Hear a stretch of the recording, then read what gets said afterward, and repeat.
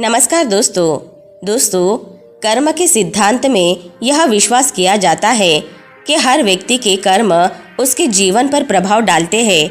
लेकिन क्या यह संभव है कि किसी के माता पिता के कर्मों का भी उस व्यक्ति पर प्रभाव पड़ता है?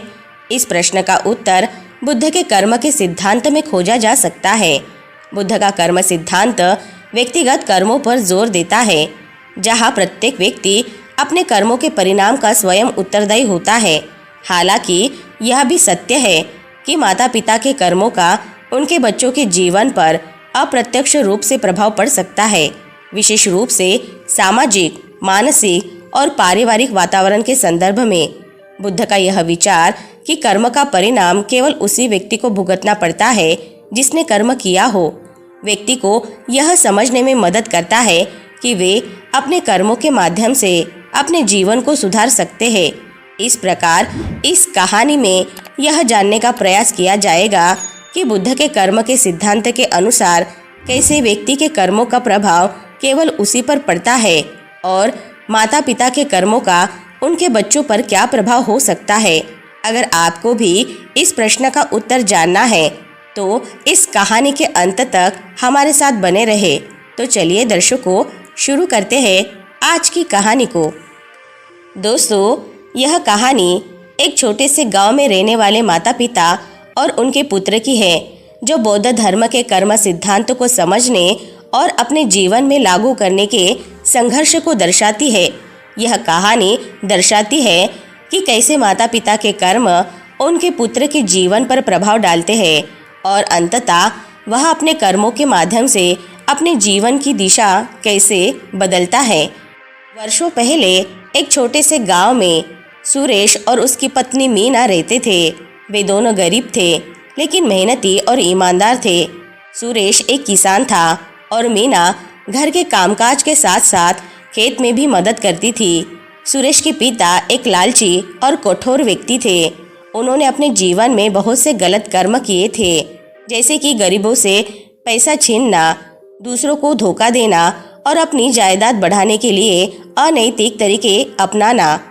सुरेश ने अपने पिता के गलत कर्मों को देखा था, लेकिन वह खुद एक सच्चा और धर्मशील व्यक्ति बनने का प्रयास करता था। हालांकि सुरेश का जीवन बहुत संघर्षपूर्ण था। उसके खेत में बार बार फसलें खराब हो जाती थी और आर्थिक संकट उनके परिवार पर मंडराने लगता था। मीना, जो हमेशा अपने पति का साथ देती थी, सोचती थी कि यह सब उनके पूर्वजों के कर्मों का परिणाम है। उन्होंने अपने बेटे रवि के भविष्य के लिए बहुत सपने देखे थे, लेकिन उनके जीवन में आने वाली हर कठिनाई ने उन्हें निराश कर दिया। सुरेश और मीना के जीवन में एक खुशी तब आई जब उनके घर रवि का जन्म हुआ। रवि बचपन से ही एक चंचल और जिज्ञासु बालक था। वह अपने माता पिता की सभी बातों को ध्यान से सुनता और अपने दादा की कहानियों को भी जानने की कोशिश करता। मीना अक्सर उसे बताती कि उसके दादा के बुरे कर्मों का असर अब उनके परिवार पर पड़ रहा है और इसीलिए उनके जीवन में इतनी समस्याएं आ रही है।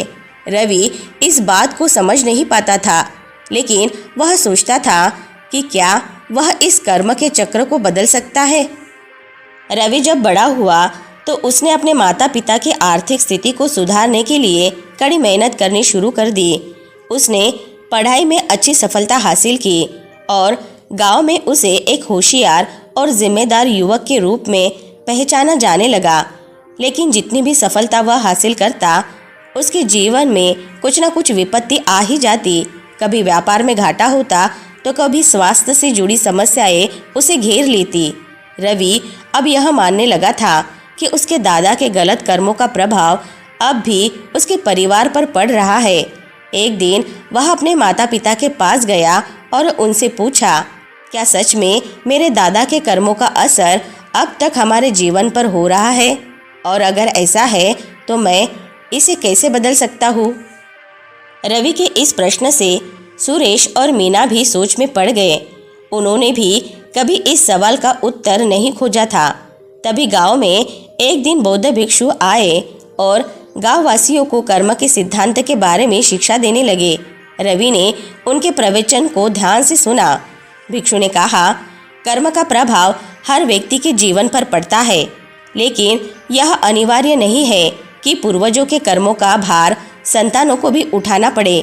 हर व्यक्ति अपने कर्मों का निर्माता है। यदि तुम अपने जीवन में सही और धर्म के अनुसार कर्म करते हो तो तुम अपने जीवन को बदल सकते हो।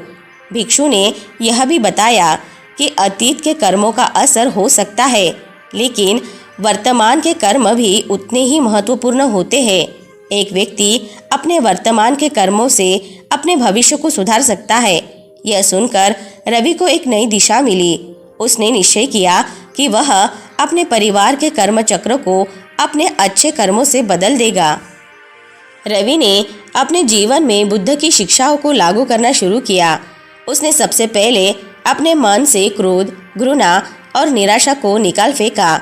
उसने अपने माता पिता को भी यह समझाया कि हमें अपने दादा के कर्मों का दोषी मानने की बजाय अपने कर्मों पर ध्यान केंद्रित करना चाहिए।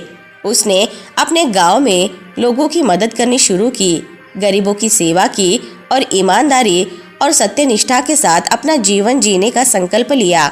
धीरे धीरे रवि के जीवन में परिवर्तन दिखने लगा। उसके कार्यों में सफलता मिलने लगी और उसकी मेहनत रंग लाने लगी। उसने अपने माता पिता के खेतों की दशा सुधारी और व्यापार में भी सफलता हासिल की। लोगों ने देखा कि रवि के जीवन में जो पहले समस्याएं थी वे अब धीरे धीरे समाप्त हो रही थी।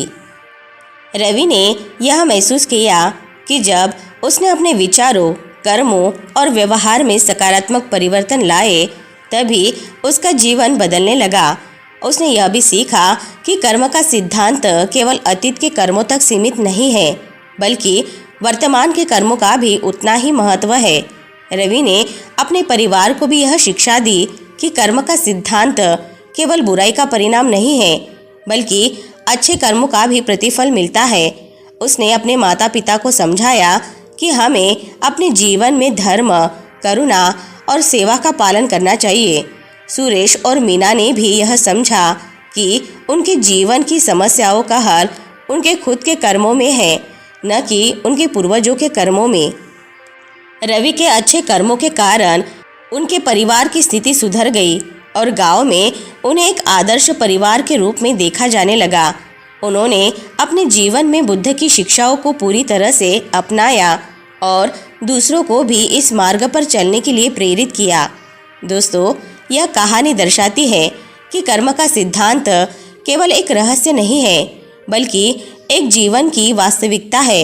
हमारे पूर्वजों के कर्मों का प्रभाव हो सकता है, लेकिन हमें अपने कर्मों से अपने जीवन की दिशा बदलने की शक्ति प्राप्त होती है। बुद्ध के अनुसार हर व्यक्ति अपने कर्मों के माध्यम से अपने जीवन का निर्माता होता है। तो दोस्तों, आज की कहानी से आपको बहुत कुछ सीखने को मिला होगा। वीडियो अगर पसंद आई होगी तो वीडियो को लाइक, शेयर और चैनल को सब्सक्राइब ज़रूर से कर ले। मिलते हैं नेक्स्ट वीडियो में। तब तक के लिए अपना ख्याल रखें। धन्यवाद।